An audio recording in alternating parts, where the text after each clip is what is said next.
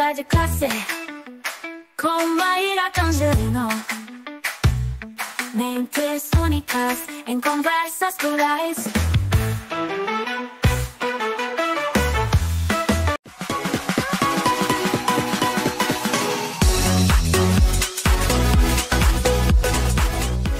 Olá, pessoal! Boas-vindas a mais um Conversa de Classe.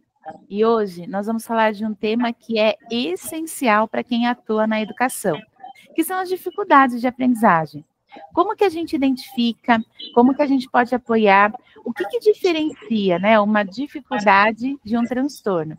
E para essa conversa, eu tenho uma convidada que ela foi muito recomendada, né? Estou muito feliz que ela aceitou a gente, porque conseguiu um tempinho aqui na agenda dela, ó, foi uma luta, né? E ela entende mesmo do assunto, que é a Andressa Stefani. Ela é doutora e mestra em dificuldades de aprendizagem, neuropsicopedagoga, pesquisadora e também especialista em neuroaprendizagem. E eu já combinei com ela aqui que eu ia começar mandando já a primeira pergunta. Doutora Andressa, aprender é um processo complexo. E cada aluno, cada aluna, cada pessoa tem o seu tempo, né? Na sua experiência, quais são os principais sinais que indicam que uma dificuldade de aprendizagem não é apenas uma fase, mas é algo que precise realmente de uma intervenção? Andressa, com muita honra, com muita alegria, bem-vinda ao Conversa de Classe. Muito obrigada, Maíra. Gostaria de agradecer a você imensamente pelo convite e pela oportunidade de poder falar de um tema tão relevante, né? Que causa muitas dúvidas, que gera muitas dúvidas, né, nas famílias e nos pais, né, de crianças com dificuldades de aprendizagem. Bom, então, respondendo à sua pergunta, em primeiro lugar, eu queria dizer que é um mito, dizer que cada criança, ela tem o seu tempo, né? Algumas, elas aprendem com mais facilidade, obviamente, já outras demoram um pouco mais. Nós temos os marcos do desenvolvimento, que nos apontam quais são os comportamentos, as habilidades esperadas em cada faixa etária, como sentar, engatinhar, andar, falar, enfim. Né? O tempo de cada criança, ele pode variar um pouco, mas esse tempo, ele não pode ser indeterminado. Assim também é com a aprendizagem, né? E esse é um dos principais sinais para levantarmos a hipótese de uma possível dificuldade de aprendizagem, o atraso.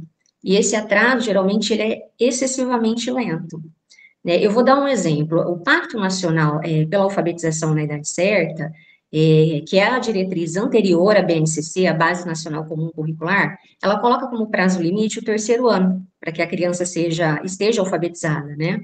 Já a BNCC, ela antecipou esse prazo para o segundo ano, e aponta que lá no terceiro ano o processo continua, mas muda o foco. O foco agora é na ortografia. Então, veja, se lá no terceiro ano essa criança ela ainda não consegue executar o básico da leitura, da escrita e da matemática, e é muito bom falar da matemática também, porque quando a pessoa pensa em processo de alfabetização, remete à leitura e escrita. E nós temos também, né, inclusive, o processo de alfabetização matemática. Né? Então, se essa criança ela não consegue o básico da leitura, da escrita e da matemática, nós podemos já cogitar a possibilidade de um atraso. E é aí que os trabalhos dos neuropsicopedagogos, eles se tornam muito importantes, né, para essa descoberta. É apenas uma dificuldade passageira que, com alteração simples, como mudança de escola, de período, ou da metodologia inteira empregada, ou se trata de algo mais sério? Será que essa criança, ela não está aprendendo, ela não está evoluindo de acordo com o esperado, para a idade, ano escolar em que ela se encontra, por fatores relacionados a algum problema do neurodesenvolvimento?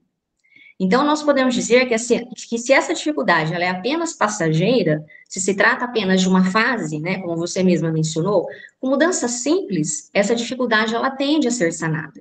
Né? Mas se é algo que vem perdurando, apesar de toda a mudança que já foi feita para que essa criança pudesse evoluir, e mesmo assim ela não progrediu, ou se essa evolução ela se mostrou penosa para a criança, muito vagarosa, aí sim um profissional da neuropsicopedagogia, ele deve ser consultado, para que se faça uma avaliação minuciosa para a investigação desse quadro e posterior intervenções, de acordo com esses resultados obtidos nessa avaliação. Então, vale dizer que precisamos investigar todo atraso, seja ele de base desenvolvimental ou das habilidades acadêmicas. Perfeito. Andressa, eu sempre comento aqui com os entrevistados, né, que nós temos um público de docentes, mas um público também de graduandos que ainda vão ocupar esses lugares aí no meio do trabalho. A sua resposta, ela traz uma clareza que ela é muito importante, né? Até porque dá argumentos também para a gente apoiar a família, né? Apoiar as pessoas que estão ali ao redor dessa criança a entender um pouco mais quando a gente aponta, né? Que, olha, as coisas não estão acontecendo como geralmente elas precisariam acontecer. E eu até estou comentando isso porque muitas vezes os professores e as professoras e as famílias, elas têm essa dificuldade, né, em fazer uma diferenciação mesmo, né, do que é uma dificuldade de aprendizagem e do que é um transtorno, como, por exemplo, dislexia ou TDAH. Como que a gente pode ajudar a tornar esse diagnóstico mais claro e mais acessível para as pessoas que estão ali cuidando de uma criança? Excelente a sua pergunta, Maíra, e isso daí gera muita dúvida mesmo, né? Então, em primeiro lugar, a gente precisa diferenciar a dificuldade do transtorno, né? Então, assim, simplificadamente, a dificuldade de aprendizagem, ela tem origem em fatores externos, ela é transitória, ou seja, ela é passageira. E com adaptações simples, mudanças, por exemplo, na vida, na rotina dessa criança, em um acompanhamento adequado, essa dificuldade ela tende a desaparecer. Então, ela é passageira. Então, se a criança ela não tem afinidade com o professor dela, por exemplo, mudando esse professor, essa dificuldade provavelmente ela não vai mais existir. Já os transtornos, eles estão ligados a questões internas. É uma condição de origem neurobiológica. Eles são caracterizados por déficits, e esses déficits, eles se manifestam desde o início do desenvolvimento dessa criança. E ele atinge diversas áreas, da aprendizagem, funções cognitivas e também as habilidades sociais. E isso acarreta prejuízos na vida desse indivíduo, dessa criança, porque essa dificuldade, ela é persistente. E mais uma vez entra aqui a questão dos neuropsicopedagogos, que são os profissionais habilitados que vão fazer esse rastreamento, essa investigação mais específica, e que juntamente com a equipe multidisciplinar, culminando lá no médico, né, que é o profissional que vai analisar todas essas informações, e por fim ele vai fechar o diagnóstico dessa criança.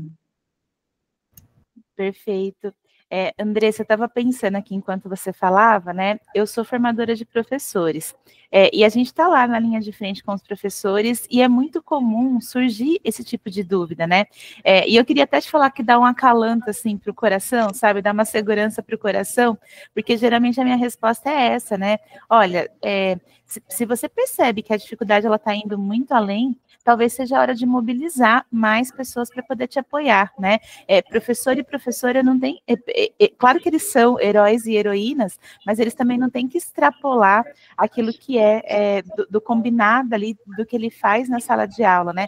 E essa orientação que você deu, ela é muito importante, porque acho que clarifica um pouco mais como que pode ser a atuação docente, né?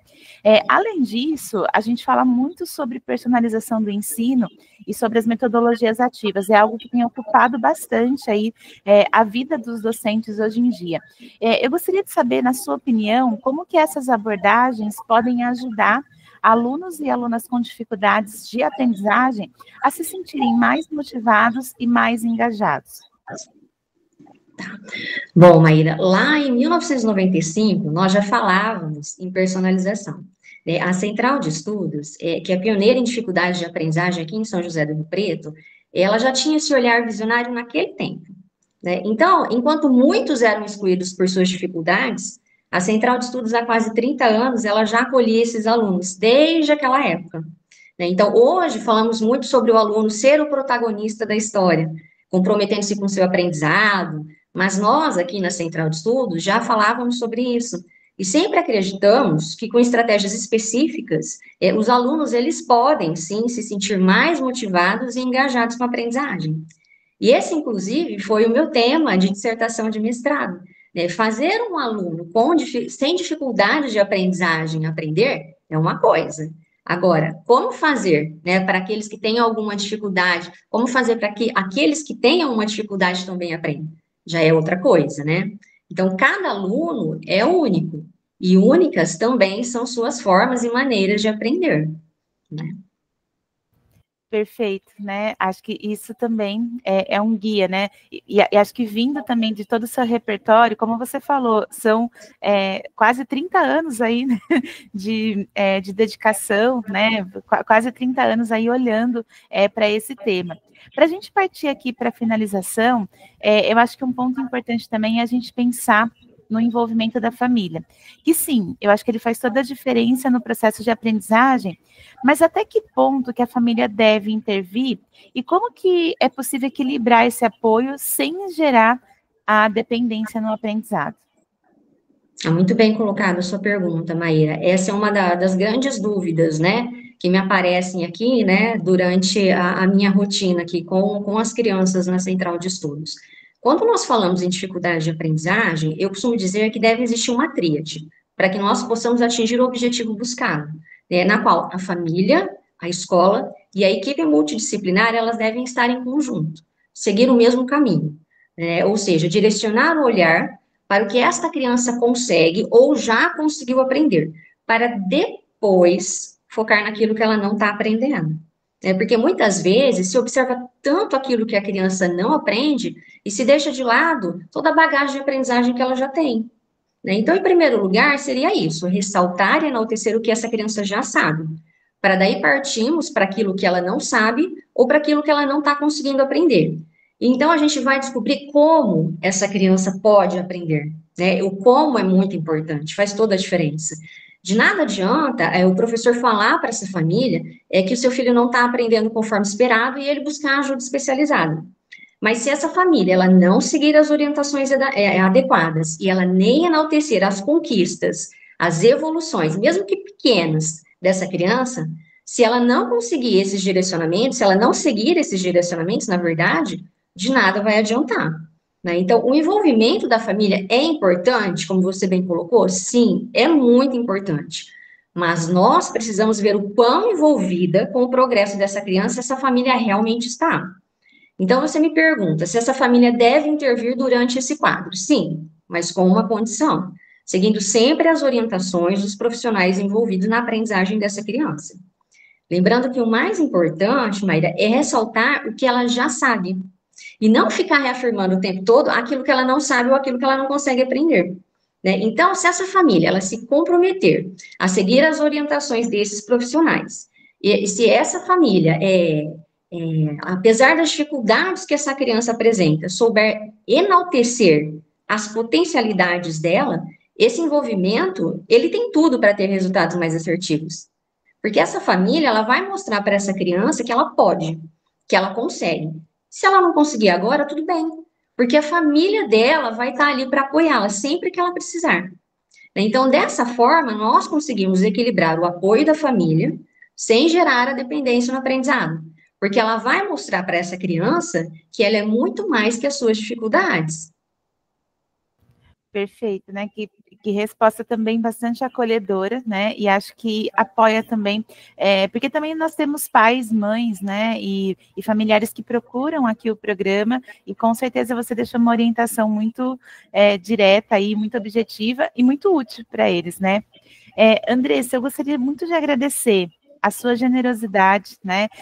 Você compartilhou de forma muito tranquila, de forma muito bonita aqui os conhecimentos que você tem. E eu gostaria de saber, você quer deixar uma mensagem final, contar mais alguma coisa para a gente aí da Central de Estudos? Eu gostaria sim, Maíra, eu gostaria muito, eu espero que eu tenha me feito clara, que eu tenha conseguido esclarecer pelo menos um pouquinho, né, das dúvidas sobre dificuldades de aprendizagem, e eu agradeço a você por essa entrevista maravilhosa, por essa profissional dedicada e encantadora que você eu agradeço pelo convite, e eu gostaria aqui de deixar o meu abraço, né, e grande apreço à minha mestre, hoje querida amiga, Lana Bianchi, porque foi ela que me ensinou que, apesar dos pesares, todos são capazes de aprender. Então, fica aqui o meu convite para todos que tenham crianças, que estejam com dificuldade de aprendizagem, que venham conhecer o trabalho de quase 30 anos da Central de Estudos, e para que juntos possamos comemorar não só o aniversário de 3 décadas da Central de Estudos, mas também o sucesso e a transformação que nós podemos fazer na vida da sua criança.